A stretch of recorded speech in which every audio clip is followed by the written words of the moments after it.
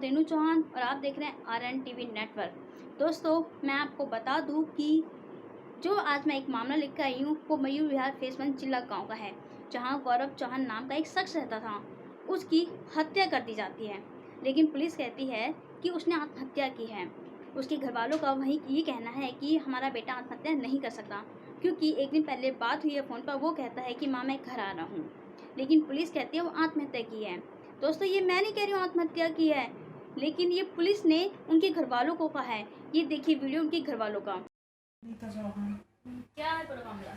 मामला ये है कि हमारे बेटे को मारा गया है और शिव चौहान फतेहगढ़ का रहने वाला, वो ही गौरव के साथ में था। उसी ने सब कुछ किया और उसको तले किसी ने नहीं देखा है।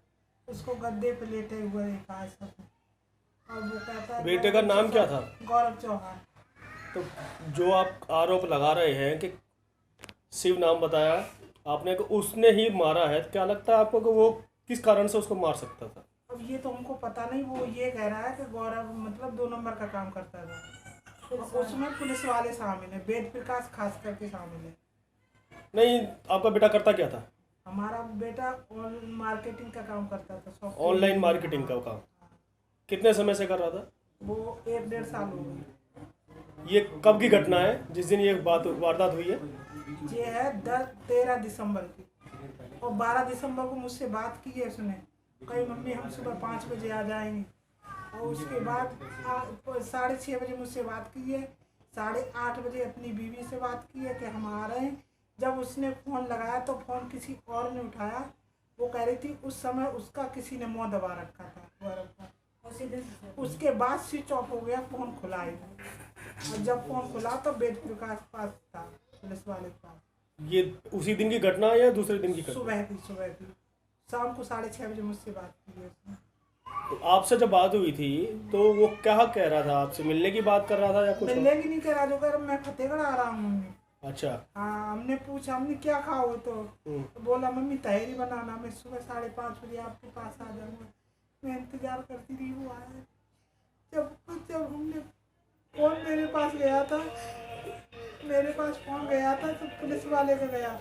जब मैंने कहा तो उसने मुझसे बदतमीजी की कि आपका बेटा 15-16 लड़कों से पैसा ले रखे, इसलिए उसने सुसाइड कर लिया।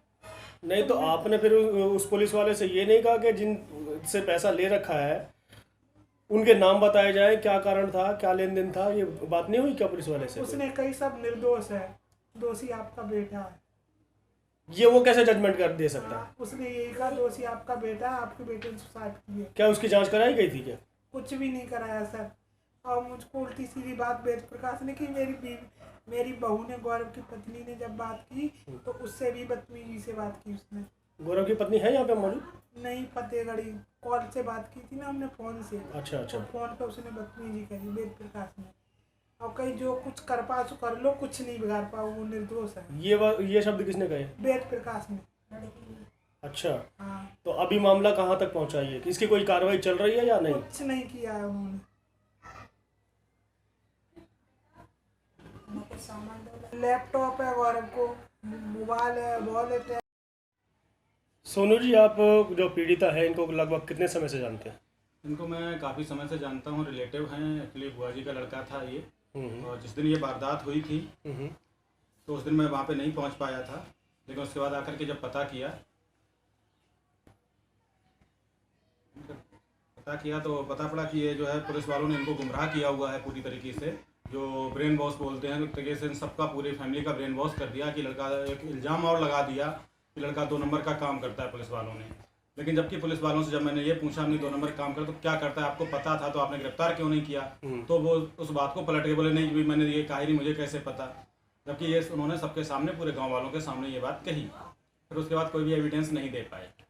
तो इसमें जो वेद प्रकाश का कुछ संदिग्ध मामला लगता है कि उसने केस को तोड़ मरोड़ करके पेश किया, क्या आपको ये लगता है? नहीं, वेद प्रकाश क्या है कि वेद प्रकाश इसके आईओ थे, एएसआई हैं वहाँ पे, वो इसकी इन्वेस्टिगेशन कर रहे थे। तो जाहिर सी बात है कि सबसे ज़्यादा पैसा वेद प्रकाश ही खाएंगे इस पूरे केस को मोड़ने के लिए। नहीं, तो आपको क्या लग रहा है, उन्होंने पैसा खाया होगा? जी बिल्कुल, उन्होंने पैसा खाया हुआ है। कैसे लगता है आपको? उनकी बातों से लगता है। जब वो एक इल्ज़ाम लगा रहे हैं कि तुम्हारा लड़का 2 नंबर के काम करता था और अरेस्ट भी नहीं करते हैं, क्या उनको सपना हो रहा था? तो इस केस में जिस तरीके से आरोप लगाए हैं पीड़िता ने, तो उस पक्ष को दूसरे पक्ष को बुलाया गया या नहीं? दूसरे पक्ष को किसी को नहीं बुलाया गया। जो लड़का वहां पर था शिव कुमार, जिसने ये कहा जा रहा है कि डेड बॉडी को उतारा था, देखा किसी ने नहीं, पुलिस वालों ने उतारते हुए देखा। पहले तो ऑफेंस यही बनता है कि अगर उसने फांसी लगाई थी तो पहले पुलिस को इन्फॉर्म किया था, पुलिस डेड बॉडी को उतारती है जी। लेकिन वहां पर डेड बॉडी को पुलिस ने नहीं उतारा है, किसी और ने उतारा है। फिर उस जगह को देख करके ऐसा कहीं लगता है कि फांसी की जो है ना कि जीभ भी निकल जाती है, आंखें भी निकल जाती हैं, ऐसा कुछ भी डेड बॉडी में नहीं पाया गया, क्योंकि पूरा संदिग्ध मामला इसी से नजर आ जाता है।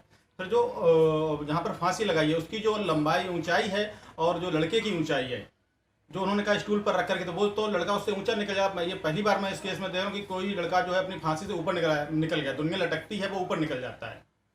तो ये सारे जो पुलिस ने ही जो सामने पेश किए हैं वही सारे संदिग्ध हैं। साक्ष्य लगता है कि ये तोड़ मरोड़ कर सारा तोड़ मरोड़ के वेद प्रकाश के द्वारा बनाया गया है। तो आप अब आगे इनकी जो सहयोग है कहाँ तक कर पाएंगे? देखिए, मेरा कजन ब्रदर था, उसके लिए सहयोग मैं आज कमिश्नर साहब से यहाँ भी एप्लीकेशन दे के आया हूँ, डीसीपी के यहाँ दे के आया हूँ, एलजी साहब के यहाँ दे के आया हूँ।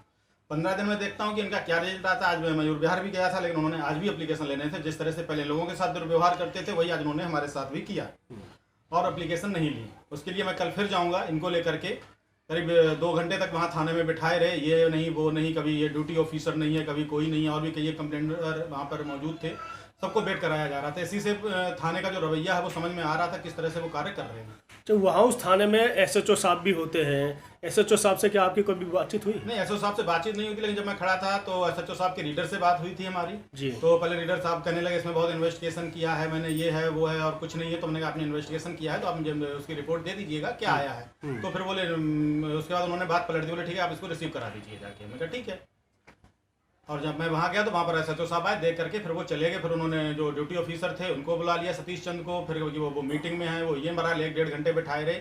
उसके बाद में जब सारा कुछ होने, खैर वो एक ऑफेंस है और लीगल बात भी थी कि जो कंप्लेंट करता जो बुआ जी हैं इनको कि वो नहीं है तो हम कंप्लेंट नहीं लेंगे। तो वो खैर हमने उस चीज़ को उनकी एक्सेप्ट कर लिया। कोई बात, मैं कल फिर जाऊँगा इनको लेकर के, तो देखता हूँ वो लेते या नहीं लेते तो भी कोई दिक्कत नहीं है। अच्छा, अगर वहाँ से आपको सेटिस्फैक्ट्री कोई जवाब मिलता नहीं है, कोई कार्रवाई मिलती नहीं है, तो आप कहाँ तक इसका विचार बना रहे हैं, इसका इंसाफ कैसे ले पाएंगे? देखिए, मैं इसका इंसाफ फिर सीधी सी बात है कि एक ही लड़का था बुआ जी का, कोई दूसरा लड़का नहीं था, इनके आगे कोई नहीं रहा। सबसे बड़ी बात है कि 3 गोद, उन लोगों ने ये भी नहीं सोचा इंसाफ दिलाने में। 3 गोद मतलब 3 लोगों को एक साथ, किसी का सिंदूर उठा, किसी के ऊपर से बाप का साया गया, किसी की गोद उजड़ गई, और फिर भी इंसाफ दिलाने उनके साथ में इस तरह की दुर्व्यवहार कर रहे हैं, कोई समझौते वाली बात नहीं कर रहे हैं। तो इन चीज़ों से ये तो जाहिर सी बात है कि मुझे ज़रूरत पड़ी तो मैं प्रोटेस्ट करूंगा 15 दिन बाद कमिश्नर साहब के ऑफिस के सामने। उसके लिए चाहे मुझे आत्मदाह की ज़रूरत पड़ेगी तो वो भी किया जाएगा। और इंसाफ दिलाने के लिए हर हद तक हम लड़ेंगे।